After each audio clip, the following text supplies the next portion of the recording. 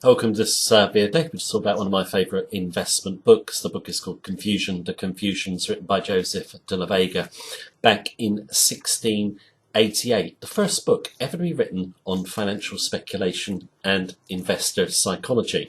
Don't be deceived by the fact that it's old, that it's not worth reading.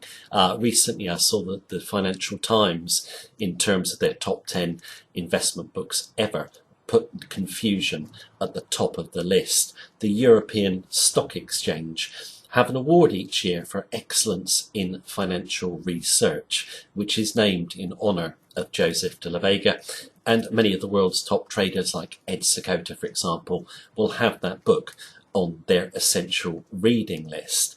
So why is the book so good? I think it's fantastic because it just shows how markets have not changed from the 17th century to today.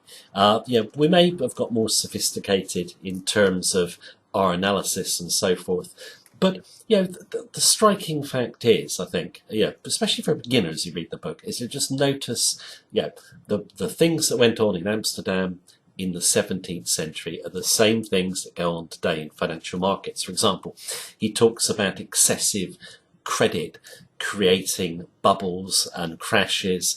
He talks about insider trading. He talks about corrupt bankers, ineffective regulators, and how the average investor always loses money. So what has changed over the centuries? Absolutely nothing. Now, in terms of his real impact, it's in terms of how he noted how investor behaviour changed when people dealt with money.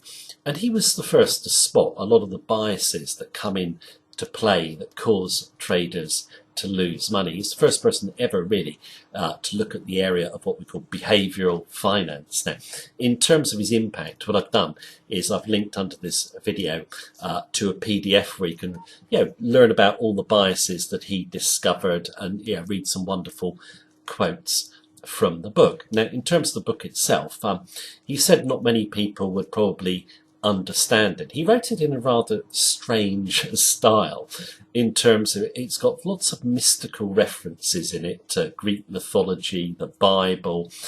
It's written as a conversation between a philosopher, a merchant and a shareholder. So it's a kind of strange read, and he thought that many people wouldn't get on with it. But I think he wrote the book more for himself. He was actually Portuguese. He was living in Amsterdam, yet he released the book in Spanish, so not many people read it at the time.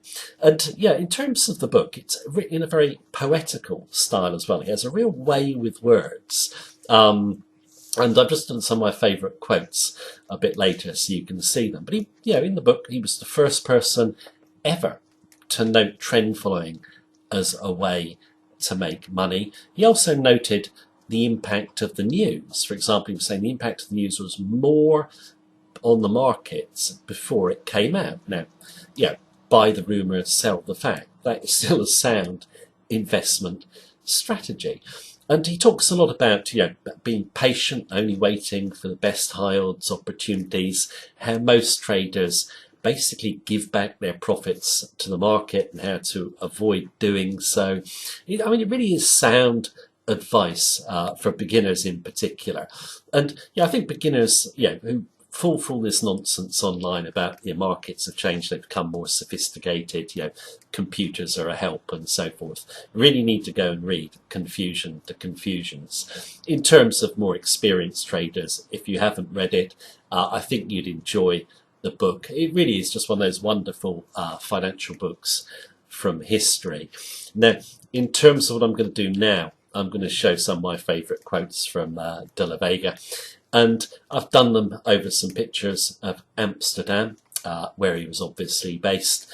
Some modern pictures of Amsterdam. Obviously Amsterdam has changed a lot since 1688, but the people psychology in Amsterdam or anywhere else in the world has never changed, never will change.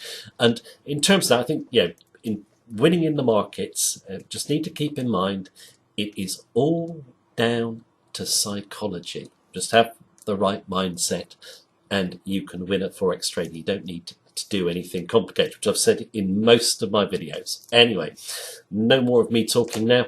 Here are some of my favourite quotes from Joseph de la Vega, and don't forget to check out that PDF as well. I think you might find it really interesting.